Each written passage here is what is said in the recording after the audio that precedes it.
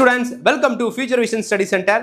UGTRB நியமன தேர்வு படிக்கக்கூடிய மாணவர்களுக்கு ஒரு சூப்பரான இன்ஃபர்மேஷனோட இந்த வீடியோவில் உங்களை சந்திக்கிறேன்.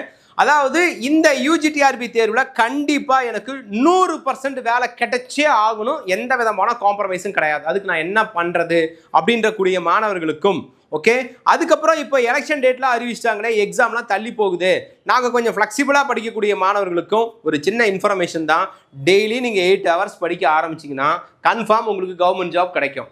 ஓகே, அதை பற்றி ஒரு சின்ன டீட்டெயில்ஸ் பார்க்கலாம். அது மட்டும் இல்லாமல் எவ்வளோ மார்க் எடுத்தால் வேலை கிடைக்கும், நமக்கு எவ்வளோ வேக்கன்சி வரும், மேஜர் வைஸாக எவ்வளோ வேக்கன்சி வரும், அதில் நம்ம ரோல் எப்படி இருக்கணும், லாஸ்ட் இயர் எக்ஸாம் எப்படி நடந்துச்சு, அதில் எவ்வளோ வேக்கன்சி நம்ம மேஜருக்கு இருந்துச்சு, அதில் எவ்வளோ மார்க் எடுத்தவங்களுக்கு வேலை கிடைச்சிது, அதுக்கு நான் இப்போ எப்படி படிக்கணும், இதை பற்றி தான் இந்த வீடியோவில் டீட்டெயிலாக நம்ம பார்க்க போகிறோம்.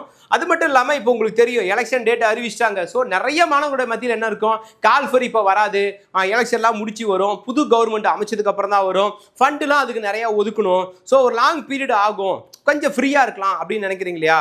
அது மாதிரிலாம் தயவு செஞ்சு நினைக்காதீங்க. எலெக்ஷன் அப்படிங்கிறது ஒரு கவர்மெண்ட்டுடைய ப்ரொசீஜர், அது ஒரு பக்கம் நடந்துக்கிட்டே இருக்கும். நம்மளுடைய எக்ஸாம் தேர்வு நமக்கு ஆல்ரெடி பிளானரில் சொல்லியிருக்கிறது, நமக்கு மார்ச் டு ஏப்ரல் தான் சொல்லியிருக்காங்க. ஒருவேளை இப்போ மார்ச்சில் இப்போ எலெக்ஷன் இருக்குது, ஒருவேளை இந்த எக்ஸாம்ஸ் தள்ளி போக தான் வச்சுக்கோமே, எலெக்ஷன்லாம் முடிஞ்சதுக்கப்புறம் தான் வரும். ஓகே, அப்படி வந்து உடனடியாக அறிவிச்சா கூட ஜூலையில் உங்களுக்கு தேர்வு எழுதுறதுக்கு வாய்ப்பு உண்டு. இல்லை இன்னும் ஒரு மாதம் போட்டுமே, ஜூனில் கால்ஃபர் வருனா கூட ஆகஸ்ட்டில் நம்ம எக்ஸாம் எழுதுகிற மாதிரி இருக்கும், ரைட்டா? அப்படின்னா கூட நீங்கள் செப்டம்பரில் எக்ஸாம் எழுதுகிற மாதிரி இருக்கும். அப்போ இந்த பீரியடை எப்படி பயன்படுத்த போகிறீங்க?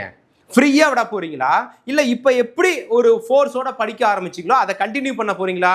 எது பண்ணால் ஜாப் கிடைக்கும், கண்டினியூ பண்ணால் ஜாப் கிடைக்கும். அப்போ காம்ப்ரமைஸ் பண்ணாமல் படிக்கிற வேலையை மட்டும் பார்ப்போம். நாம் என்ன ஜாயின் பண்ணல, ஒரு அகாடமியில் படிக்க ஆரம்பிக்கலாலும் தயவு செஞ்சு படிக்க ஆரம்பிங்க. இல்லை நீங்கள் படிச்சுட்டு இருந்தாலும் காம்ப்ரமைஸ் பண்ணாமல் தொடர்ந்து படிச்சுட்டே இருங்க. டைவர்ஷன் ஆகாதீங்க. டைவர்ஷன் ஆனால் கண்டிப்பாக கவர்மெண்ட் ஜாப் கிடைக்காது. இப்போது வேக்கன்சி வைஸை பார்த்தீங்கன்னா Tamil, English, maths, physics, history இந்த மாதிரி மேஜர்ஸ்க்கெலாம் பார்த்தீங்கன்னா ஒரு 200 to 400 வேக்கன்சி எப்பயுமே ஒரு ஆவரேஜாக வந்துக்கிட்டு இருக்கும். அது யூஜிடிஆர்பியாக இருந்தாலும் சரி, பிஜிடிஆர்பியாக இருந்தாலும் சரி, ஒரு வேக்கன்சி 300+ அந்த நேரம் இருக்கும். ஆனால் இதுவே பாட்டனி, ஜுவாலஜி, கெமிஸ்ட்ரி, ஜியாகிரஃபிலாம் ஒரு 150 to 250 கொஞ்சம் வேக்கன்சி கம்மியாக தான் கிடைக்கும். அப்போது எனக்கு வேக்கன்சிஸ் அதிகமாக இருக்கக்கூடிய போஸ்டிங்கில் அந்த டிபார்ட்மெண்ட்டில் நான் ரேங்க் எப்படி இருக்குன்னு தெரியுங்களா? ஒரு 100க்குள்ளார வரணும். ஜென்ரலே நீங்கள் 100க்குள்ளார வரணும், கம்யூனிட்டியில் ஒரு 50க்குள்ளார வரணும். அப்போ தான் உங்களுக்கு ஜாப் கிடைக்கும். இதுவும் கம்யூனிட்டியாக கொஞ்சம் மாறும். ஆனால் ஒரு சேஃபர் சைடுக்குள்ளே வரதா இருந்தால் ஒரு பிலோ ஒரு 100க்குள்ளே இருக்கணும். ஒரு 50ங்கிறது ஒரு ஆவரேஜாக வச்சுக்கலாம். ஜென்ரலே இருந்தால் கன்ஃபார்மாக ஜாப் கிடைக்கும்.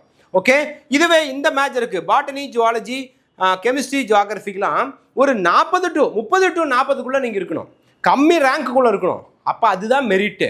அப்படி இருந்தால் தான் ஜாப் கிடைக்கும். ஒரு மேஜருக்கு 40,000 பேர் அதிகபட்சம் அப்ளை பண்ணுவாங்க, குறைஞ்சபட்சம் ஒரு 25,000 பேர் அப்ளை பண்ணுவாங்க. அப்போ 25,000 பேர் அப்ளை பண்ணால் கூட நீங்கள் எடுக்கக்கூடிய ரேங்க் எப்படி இருக்கணும், 20 to 30 இருக்கணும். அப்போ தான் உங்களுக்கு ஜாப் கிடைக்கும். ஏன்னா ஓவரால் வேக்கன்சியே 200 to 250 தான் ஒரு மேஜருக்கு. அப்போ இதெல்லாம் நீங்கள் கொஞ்சம் சிந்திச்சு பார்க்கணும். அப்போ படிக்கிற ஒர்க்கை மட்டும் தான் பார்க்கணும், மெரிட் எடுக்கணும், ஒவ்வொரு டெஸ்ட்லையும் டாப் மார்க் எடுத்துகிட்டே இருக்கணும், படிக்கிறது மட்டும்தான் உங்களுடைய தொழிலாக இருக்கணும். அப்படி இருக்கிறவங்க இந்த வருஷம் நீங்கள் சாதாரண ஒரு குடிமகனாக இருந்து ஒரு ஓட்டு போடுவீங்க. அடுத்து இதே நீங்கள் வேலை வாங்கிட்டீங்கன்னா அடுத்து ஒரு எலெக்ஷன் நடக்கும், ஒரு எம்பி எலெக்ஷன் நடக்கும், அடுத்தது ஒரு எம்எல்ஏ எலெக்ஷன் நடக்குன்னு ஒரு 4-5 வருஷத்தில். அப்போது நீங்கள் தபால் ஓட்டு போடுவீங்க. அப்போ யாரெல்லாம் தபால் ஓட்டு போட முடியும்? Government staff. அப்போ நீங்கள் ஒரு கவர்மெண்ட் டீச்சர். அப்போ அந்த மாதிரி இடத்துக்கு போகணும்னா இப்போ காம்ப்ரமைஸ் பண்ணாமல் இந்த கால இடைவெளியை பயன்படுத்திக்கோங்க. டெய்லி 8 hours படிங்க, நிச்சயம் வேலை கிடைக்கும். 8 hours படிங்க. நமக்கு வேறு என்ன வேலை இருக்குது? உங்களுக்கு ஜாப் வேணும்னா வேறு எந்த வேலையும் இருக்கக்கூடாது, படிக்கிறது மட்டும்தான் வேலையாக இருக்கணும். எனக்கு ஜாபு வந்து வேணும், ஆனால் நான் நிறைய அடிஷ்னலாக டைவர்ஷனில் பிஸியாக இருப்பேன்னா கன்ஃபார்ம் வேலை கிடைக்காது. ஏன்னா இப்போ நான் உங்களுக்கு கேட்குறது எப்படி தெரியுங்களா கேட்குறேன்? மெரிட் மார்க்கு டாப் ரேங்க் எனக்கு வேணும்னு தான் கேட்குறேன். டாப் ரேங்க் இருந்தால் தானே வேலை கிடைக்கும். அப்போ அதுக்கான ஒர்க்கை தயவு செஞ்சு தொடர்ந்து படிச்சுட்டே இருங்க, அப்போ தான் வின் பண்ண முடியும். நம்மளுடைய அகாடமியில் இப்போ நியூவாக ஆன்லைன் கிளாஸ் ஒரு புது பேட்ச் ஒன்று ஸ்டார்ட் பண்ணியிருக்கோம் எல்லா மேஜர்ஸ்க்கும். அதே போல் material, test batch, study material plus test batch, question பேங்க்னு தொடர்ந்து உங்களுக்கு நாங்கள் சப்போர்ட்டிவ் கொடுத்துக்கிட்டே இருக்கோம். ஃபாலோ பண்ணுங்கள், தயவு செஞ்சு படிக்காமல் விட்டுறாதீங்க. இப்போலேருந்து நீங்கள் எப்படி போயிட்டு இருக்கீங்களோ அதை விட இன்னும் வேகம் எடுத்து படிக்கணும், டெய்லியும் படிக்கணும், படித்ததை எழுதி பார்க்கணும், டெஸ்ட் எழுதணும். ஒரு கொஷின்ஸ்க்கு 4 ஆப்ஷன், ஒரே ஒரு ஆன்சர், மீதி 3 ஆப்ஷன் இருக்கும்ல, அந்த 3க்கு 3 கொஷின் கிரியேட் பண்ணுங்கள்.